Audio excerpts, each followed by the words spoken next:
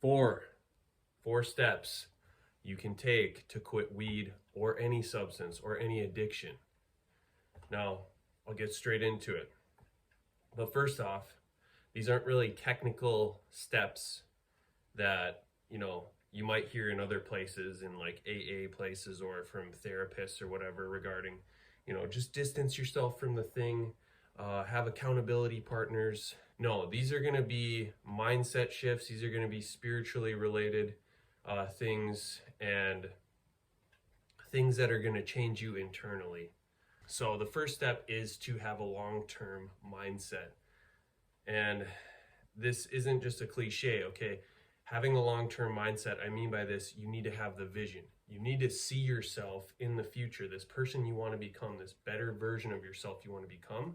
And you need to identify how they act, how they carry themselves, what they do each day, the things in their life. Do they have a partner? Do they have kids? What is their house like? Like everything you want to become, have a vision of this person that you want to become, and maybe write it down or get really clear with it on your mind, in your mind.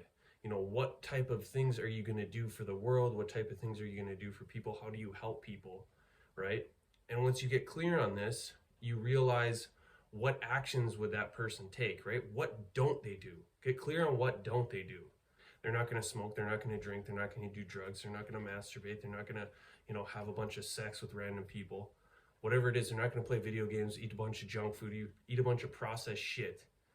So get clear on what they don't do, because if you want to be that successful version of yourself, that better version, you're going to need to align your actions today with what that person would do. So this is the key. This is why it's important. You need to have the long-term vision, because this is going to keep you moving forward and not looking back at the substance, at the old vices, and not caring about how many days it's been since you quit the thing. Oh, I've been 68 days sober. Who cares, okay? When you're identifying with the number of days sober that you've been, you're always looking back. You're still identifying with that past version of yourself. But if you keep moving forward, if you have a vision of what you want to attain, well, then the cravings and how long you've been sober from it, that kind of just falls in the background. That doesn't really matter as much, because you know where you're going. So you need to have a why that overpowers your fears. Your why must overpower your fears, right? Your fear right now, if you're still using, if you still have these addictions, if you're smoking weed all the time, your fear is change. What is it going to be like to change? What is it going to be like without this thing that I depend on all the time, every day? What is it going to be like to have to, be this better person? What kind of things am I going to have to do? These are all fearful things, and they don't go away. There's new things you must do that are going to be scary as you keep leveling up. So your why has to overpower the fears. Why do you want to do this? The person you want to become, they're gonna need to be this cleaner, sober version, because they're going to have to help other people, right? Or they're going to have to do things that require them to be on that different level.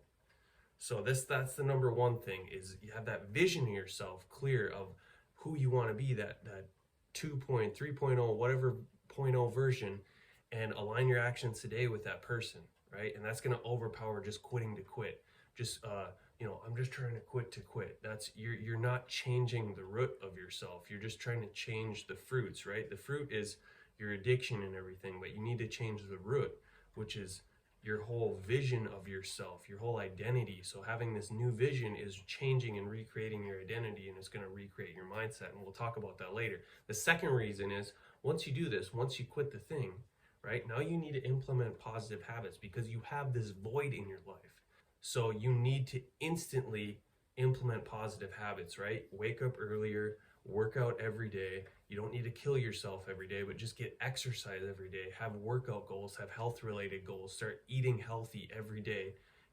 Once you cut out this thing, start cutting out other things, because to implement positive habits, you're going to have to cut out other things, right? So if you keep eating junk food, you're going to implement that more to fill in the void, right? Because when I first quit, it was like, well, it was hard. I was craving it so much. So then it'd be like, okay, I'll just eat more chocolate, or I'll have like a CBD drink, or I'll have cigarettes for the first couple months. I was still smoking cigarettes or using nicotine. So you're going to want to replace that void with something else that's equally as toxic and releases dopamine, but you can't. You need to do it with healthy habits. So implement healthy habits right away. Clean eating, cook your food every fucking meal, track your macros, try to get more protein if you want to build muscle. If you want to lose fat, like get in a caloric deficit, fast every day. This is huge. Get at least like at least I'd say 14 to 16 hour fast period. So you go to bed for 8 hours, you wake up, make sure you get at least 4 hours without eating, 2 hours before bed, so it gets around 14 to 16 hours. And this will help clean your system. This will help you with delaying gratification, right? Take cold showers. This helps like rebalance your nervous system. This helps release dopamine for your brain, so you're not going to be producing as much. So cold showers help with that. They also help with disciplining yourself and doing things you don't want to do. So cold showers, waking up early, eating clean, cooking your meals, avoiding all the processed sugary shit, avoiding sweet vices, doing all these things is gonna instantly, it'll keep you focused and it'll keep you healthy. It'll help you rebalance those endorphins that are gonna be imbalanced for that first month. It's gonna be tough because you're not gonna feel as joyful from, after you quit weed. You're not gonna feel as much joy in everyday normal things. So this is going to help with that. And then it's going to also just habitually start to reprogram you over time, so you become more consistent, you become more aligned with those actions, that it'll be required of you to be a better version of yourself. All right, so that's the second thing, implementing positive habits. Once you take out the negative ones, you remove the negative ones, you implement positive ones, and now you got a more positive, healthy lifestyle. The third thing is going to be reprogramming your mindset. Watching your thoughts. Watch your thoughts, because this is the last thing the mind is the last to align. The mind is still going to be caught up in a lot of the same toxic thought forms, judgments, all these things that you were used to thinking when you had all the toxic habits and the vices and the addictions. So you need to start watching your mind, right? It's easy to change your actions first and your habits, but then you're going to need to change your mindset, because there's going to be days when you start to go into a low vibration, when the shitty thoughts will take over, and you really need to reprogram and watch your mind, because that's going to lead you into maybe giving in a little bit in this area, giving in a little bit in that area, or just not wanting to stay consistent. It's going to throw you off over time, or it's just going to it's not going to allow you to actually operate at that highest level. So if you want to align with your vision, you're going to need to watch your thoughts, because if you give into the same old thoughts that are carrying over from that past identity you had, that past life with addiction and vices, you're not going to be able to change as fast. You're not going to be able to shift, because you're still creating a lot of that same energy in your mental space. So watching your thoughts is key. And letting go of judgments, guys. This is on like a whole nother spiritual level. Like, just start letting go of judgments of yourself, watching your thoughts of yourself, of others. That none of this stuff helps you. It brings in dark energy, dark entities into your life when you soak up in like negative thoughts, angry thoughts, fucking judgmental thoughts, when you gossip, all this stuff. This is all very toxic. And it's not conducive to you shifting into being this better person. It does not align with God. If you are a believer, you're not in God's favor when you're judging others, when you're gossiping about others, when you can't forgive others. So this is key. Watch your thoughts. Watch your prejudices towards people, towards yourself, and start to forgive yourself. Ask God to forgive you for all your past fuck-ups, right? So when you watch your thoughts, you're going to have to ask, you're going to have to go deep within. You're going to have to ask, why am I thinking this? Why did I start doing the vice back in the day to begin with? Start to ask yourself why. Start to analyze, why do you think a lot of these things? Why do you have these mindsets? Why? Dig into your subconscious, like rest on it, meditate on it. And this will allow you to understand your own psychology better.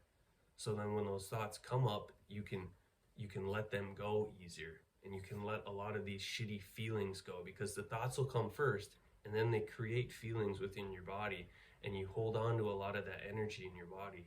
So by watching your thoughts, releasing them, over time you're going to be able to shift your emotions and shift those shitty feelings you've been holding on to. And then the positive habits you're doing every day are going to allow you to feel better and just have more confidence and be healthier. So you're going to shift easier, right? So that's the third thing. It's like, watch your thinking, let go of the judgment of yourself and others, let go of the shitty thinking that is carried over from before, when you had your addictions. The fourth thing is going to be, listen to that inner voice, listen to your inner intuition. This can be hard at times, right? It's going to be hard to pinpoint what your intuition might be telling you to do.